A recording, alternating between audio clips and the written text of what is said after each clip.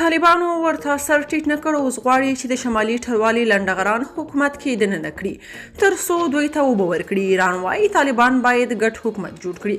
دا چې څنګه، نو جزئیات هم دلته وګورئ او چینل سبسکرایب کړئ. په دې خو ټول پوهیږو چې د شمالي ټلوالې لنډغران د جهاد وختونو څخه تر اوسه ایران سره نږدې اړیکې لري، او په دې خبره خو احمد شاه مسعود هم اقرار کړی چې د شوروي ځواکونو او ډاکټر نجیب حکومت پر ضد به ایران د دوی ملاتړ کوه او نظامي تجهیزات به ورکول. دا چې د وروستیو کې د ایران او طالبانو ترمنځ د اوبو په سر جنجال راپورته شوی او طالبان حاضر نه دي چې ایران ته اوبه ورکړي، نو ایران داسې پلان نیولی چې د ټولګډونه حکومت په نوم د شمالي ټلوالې غړي د دوی حکومت کې وردننه کړي تر څو راتلونکي کې ورڅخه ګټه واخلي.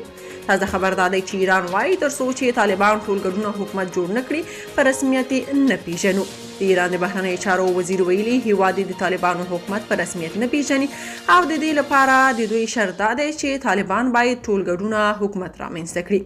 د اسنا خبري اژانس د ریپورت له مخې د ایران د بهرنیو چارو وزیر حسین امیر عبدالحیان ایرانی ډیپلوماټانو ته د وینا پر مهال وویل افغانستان د ایران لپاره یوه مهمه مسله یاده کړې ده. عبدالحیان ټینګار کړی چې افغانستان کې د ټولګډونه حکومت نشوالي ته ناخوښ دي او دا ناخوښي طالب چارواکو ته په ډاګه کړي. نوموړي ویلي افغانستان کې د ټولګډونه حکومت د نه جوړېدو له امله ناخوښ یو. افغانستان کې واکمنو ته مو په ډاګه دا خبره کړې ده.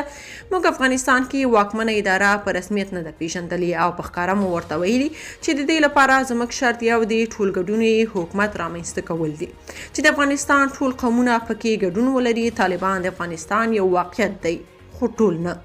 عام خلک بیا وایي ټولګډونه حکومت افغانستان کې نتیجه نه ده ورکړې او طالبان نه باید داسې یوه ستره تیروتنه وکړي. که تاسو په دې اړه څه نظر لرئ په کومنټ کې شریک او چینل سبسکرایب کړئ.